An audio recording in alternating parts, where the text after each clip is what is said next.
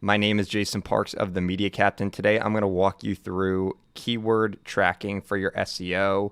A lot of people think of keyword tracking as pretty simple. You throw your keywords into SEMrush or Moz or Ahrefs, and you're just monitoring the results.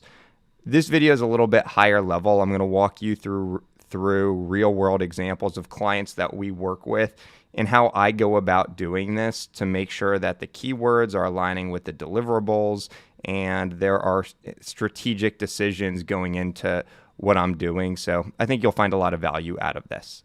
So this is what a keyword tracking dashboard looks like. I mentioned that our agency uses SEMrush.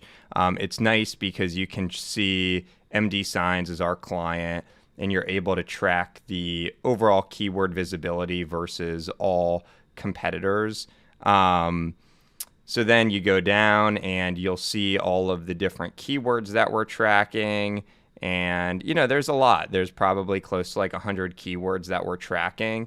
But there is a strategy that goes into this. You'll see underneath each of the keywords that there is a tag. So we don't just randomly throw keywords in here. Let me walk you through the Google Sheet that we use to really stay organized and help develop the keyword strategy. So the client that I referenced was MD Signs. It's an e-commerce business, and they have thousands of products on their site. I'm not just uploading 1,000 keywords into SEMrush to track. We're much more strategic about it. So let me walk you through this.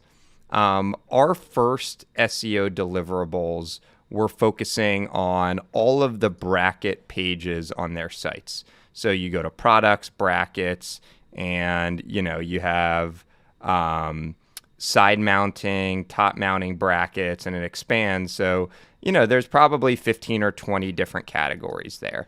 So the first thing that we did was we broke out into these columns all of the different pages that we were going to be optimizing. So you'll see as you go across here, there's about like those 15 to 20 categories. The reason I like doing it this way is because, first off, it costs you more the more keywords you add into SEMrush, but also it makes more sense and it allows us to track what we're actually working on. And when I make this list, I can run it by the client. The client is the product expert, so they are able to go through. It's a Google Sheet. They're able to, remove any of the ones that aren't relevant or add ones onto there. And then you'll see just from an overall organization structure, have I added the keywords to SEMrush? Has the page been optimized by our team?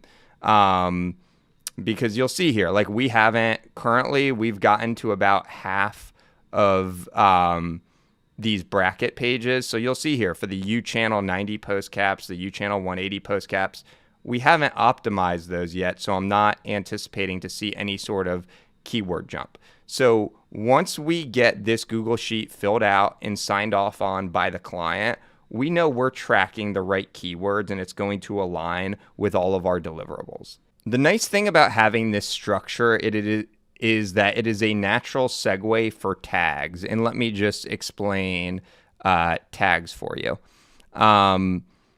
Within SEMrush, when you add a keyword, you'll see that there is a tag that you can associate with it.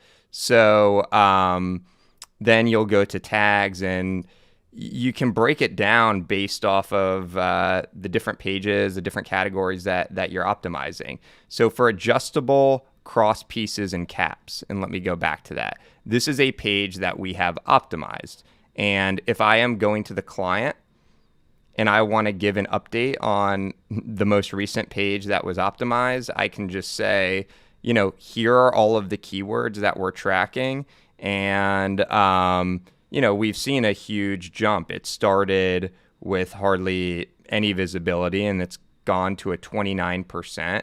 And you'll see all of the different keyword jumps based off of this specific page. So tags are a really important way to break out your results based off of what you're working on.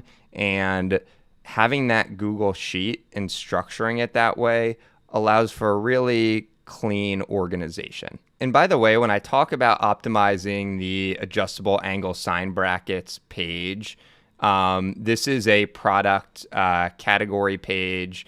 Before we took over, it didn't have any verbiage. It was all just images for the products, which is important. But you'll see now below the products, there's a lot of information of understanding your options, bracket size selection guide, technical specifications, and compatibility. So we worked with the client to get all of that information.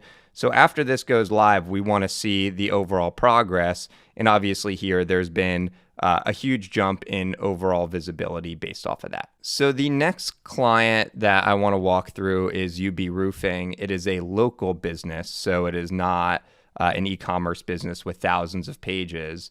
And you'll see here, they focus on commercial roofing. They are in the Columbus market, and their goal is to rank for keywords like Columbus roofing along with all of the suburbs. So our team is actually developing their site, and we're building out the SEO strategy in conjunction with the site build. So what we've done is we made sure we got all of the keywords they want to target.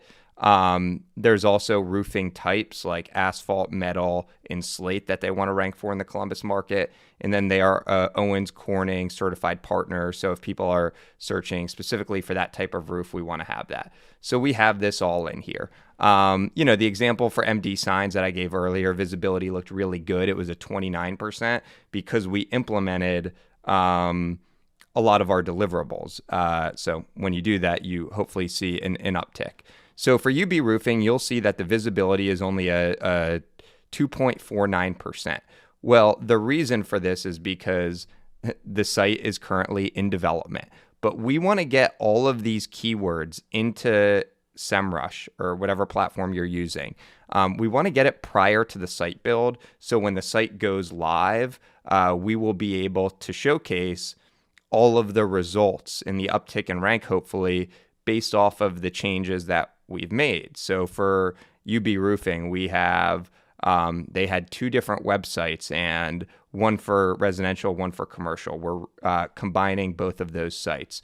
We've really spent time adding unique content onto all of the location pages, the service area pages for all of the different suburbs. So right now we're at a 2.49% visibility, but when we launch this site, the goal is to increase that. And by structuring your keywords that way, it just makes it really organized and it helps. Just to summarize, when it comes to keyword tracking, some of the main takeaways is that I am not the product expert when it comes to roofing or when it comes to sign and post caps. I can do the research and I might be 80%, 90% right, but the client is the expert, and we like to leverage the client's insight, and that's why those Google Sheets are great. It also makes for really nice organization when it comes to tags. It just makes that process really nice, and it ensures that you're tracking the right keywords. A lot of times there are just 50% of the keywords are unnecessary or duplicative within your tracking software. So this just makes it more clean. Again, my name is Jason Parks of The Media Captain. If you have any questions, you can contact us at themediacaptain.com.